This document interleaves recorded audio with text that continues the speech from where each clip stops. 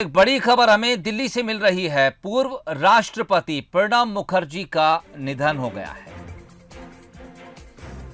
आपको बता दें, पिछले कई दिनों से लगातार बीमार चल रहे थे और दिल्ली के मिलिट्री अस्पताल में भर्ती थे, वेंटिलेटर सपोर्ट पर थे।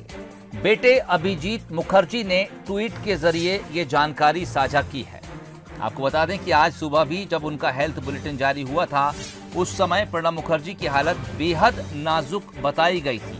84 साल के थे, पूर्व राष्ट्रपति थे। पिछले कई दिनों से लगातार गंभीर हालत में दिल्ली के सेना के अस्पताल में भर्ती थे।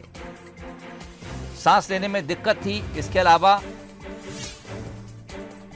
ब्रेन हेमरेज भी था, उनका ऑपरेशन भी किया गया था। न्यूज हेड शरद द्विवेदी इस वक्त हमारे साथ फोन लाइन पर जुड़ गए हैं। शरद जी, बेहद गमजदा कर देने वाली खबर है। यकीनन एक बड़े कद के नेता रहे हिंदुस्तान के। बड़े कद के साथ साथ बड़े मन के नेता और जीवन को समग्रता में देखने की कोशिश करने वाले राजनेता, और एक ऐसे राजनेता जिनके अपने सिद्धांत, अपने मूल्य और अपनी मान्यताएं रही। और सबसे महत्वपूर्ण बात कि जिस संगठन से वो जुड़े रहे, संगठन का कहीं ना कहीं जिस तरह से उस संगठन को आगे बढ़ाने की बात हो, कांग्रेस की, या उसको मजबूती देने की बात हो, बिना किसी इच्छा के वो काम किया जो भी दायित्व उनको सौंपा गया।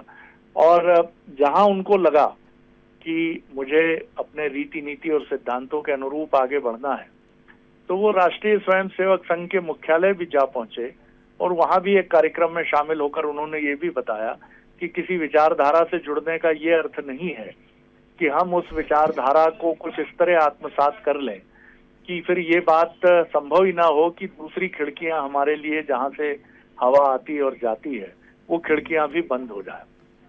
वो वहां गए और बहुत बहादुरी से गए संघ मुख्यालय, और उसकी खूब चर्चा हुई। लेकिन ये प्रणव दा के बूते की ही बात थी कि वो इसको कर सकते थे। और जो उनको जानते हैं वो जानते हैं कि वो उस पश्चिम बंगाल से आते हैं जहां इस तरह की धाराएं बहती रही हैं। बहुत ही लंबा करियर, करीब करीब 5 दशकों का उनका राजनीति का करियर रहा, जिसमें 2012 से 2017 तक वो राष्ट्रपति रहे।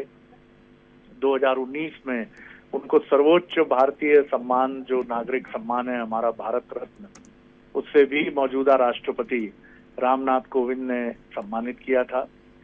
और करीब करीब 70 के दशक के आरंभ से उनका राजनीतिक जीवन शुरू होता है। जब प्रधानमंत्री इंदिरा गांधी थी तो राज्यसभा से वो अपना करियर शुरू करते हैं, और फिर केंद्र की सरकार में, कांग्रेस की सरकार में कई महत्वपूर्ण पद उन्होंने संभाले, जिसमें फाइनेंस मिनिस्टर का पद जो है वो सबसे महत्वपूर्ण रहा जी। और यूपीए के कार्यकाल की अगर बात करूं तो उसमें उनका वित्त मंत्री का जो कार्यकाल था वो बहुत महत्वपूर्ण रहा है। और मैं फिर कहूंगा कि वो हमेशा प्रधानमंत्री मटेरियल के तौर पर भी देखे गए कांग्रेस में, वो जब तक रहे।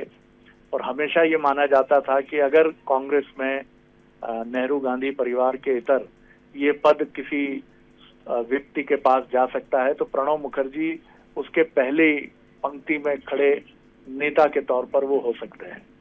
दादा ने हमेशा, जो उनका प्रिय नाम था, और जब भी हम उनकी अंग्रेजी और हिंदी सुनते थे तो वो बांग्ला मिश्रित जो एक मीठी ध्वनि आती रही, उसको भूलना बहुत मुश्किल होगा। और रिसेंटली तो मैं उनका एक इंटरव्यू भी देख रहा था जो बीमारी के पहले का था, जिसमें वो देश के एक नामचीन टीवी जर्नलिस्ट को भी अपने खास अंदाज में बिना किसी कटुता के ये समझाते नजर आ रहे थे कि आपने मुझे इंटरव्यू के लिए बुलाया है तो कृपया आप अपनी भाषा को ऊंचे सुरों की तरफ न ले जाएं।